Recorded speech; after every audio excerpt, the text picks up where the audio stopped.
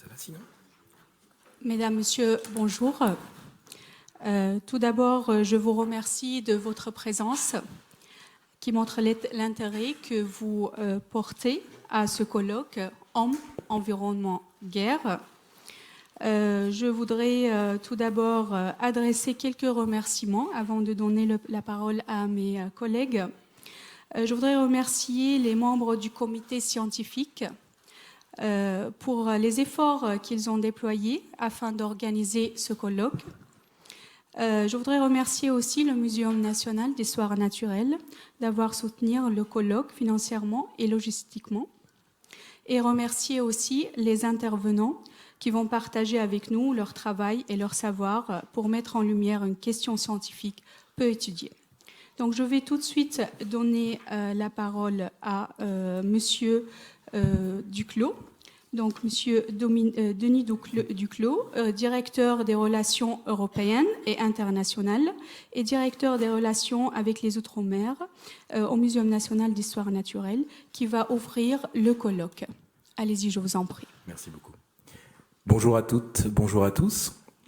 Permettez-moi tout d'abord de remercier les organisateurs de ce colloque intitulé, comme Samira l'a dit, « Hommes, environnement, guerre », de m'avoir invité à prendre part à vos travaux.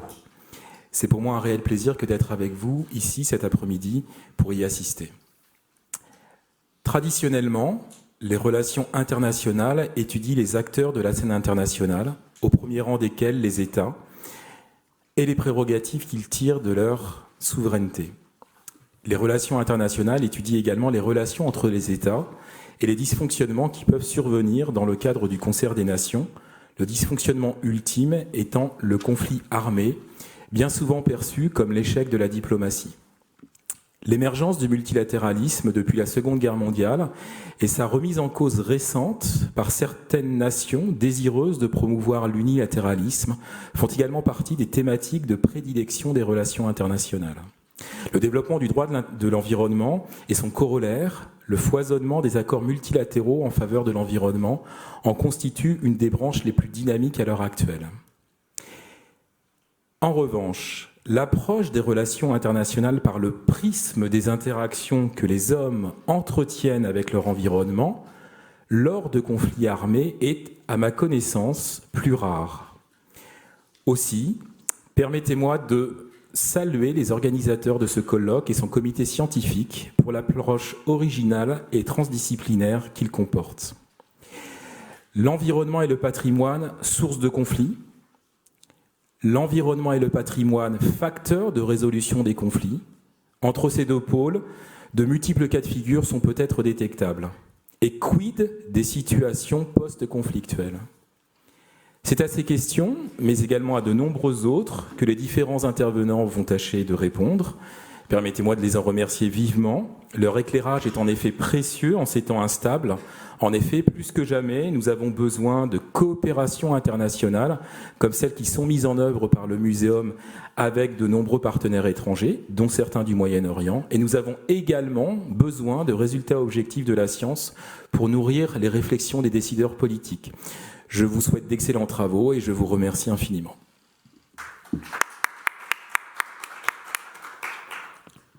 Merci, monsieur. Je donne la parole à madame Frédérique Schluss, directrice du département environnement au Muséum national d'histoire naturelle, ethnologue et professeure au Muséum. Allez-y, je vous en prie. Merci. Chers et chers collègues, donc c'est avec beaucoup d'intérêt que j'ouvre ce colloque Hommes, Environnement, Guerre au Muséum national d'histoire naturelle. Les conflits armés entre États ou intra-États soulèvent bien sûr de multiples questions, dont la première est l'attention et l'aide à apporter aux populations civiles. Certaines restent sur place et majoritairement à souffrir des conflits, d'autres fuient afin de pouvoir survivre. Comme il a été indiqué dans le manifeste Migration publié par le Muséum en fin d'année dernière, les réfugiés restent majoritairement dans les pays limitrophes, ce qui pose également des questions, y compris environnementales. Notre attention a été attirée par les destructions du patrimoine culturel lors de conflits armés.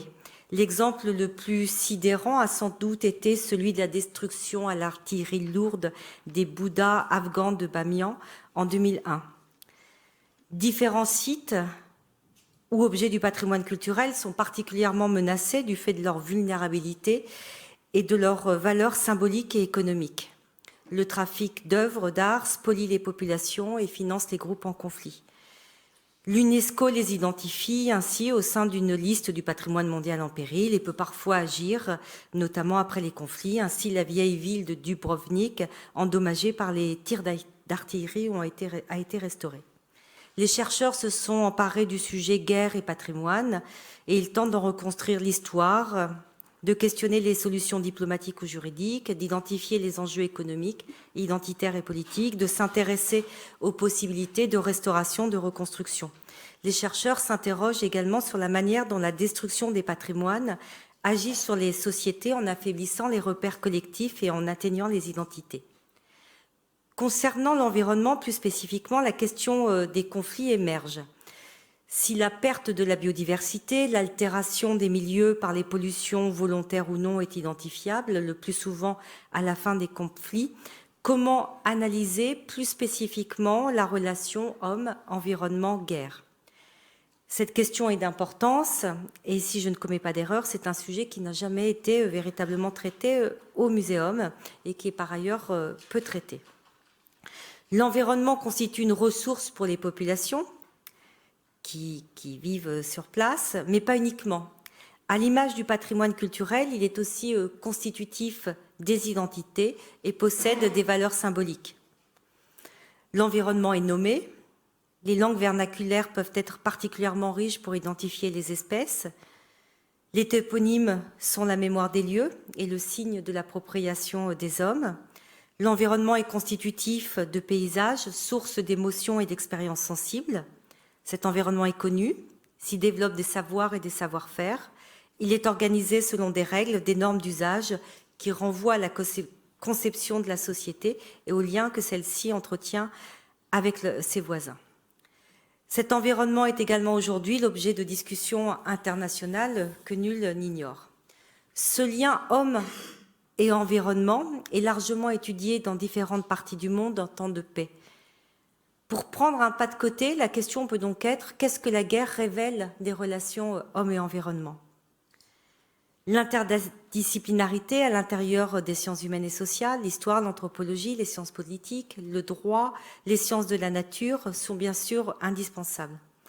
Le parti pris dans ce colloque, avec ses trois axes, ressources naturelles, étincelles des conflits, le patrimoine naturel en temps de conflits armés et la biosphère et le rétablissement de la paix, permettra, grâce aux communicants et aux échanges, de répondre à un certain nombre de questions. Et je vous remercie sincèrement tous pour votre présence. Je tiens à remercier également les collègues qui se sont investis dans ce colloque très important pour le muséum. J'espère n'oublier personne.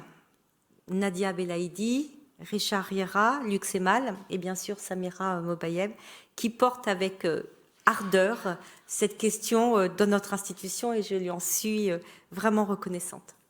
Je vous remercie et excellents travaux.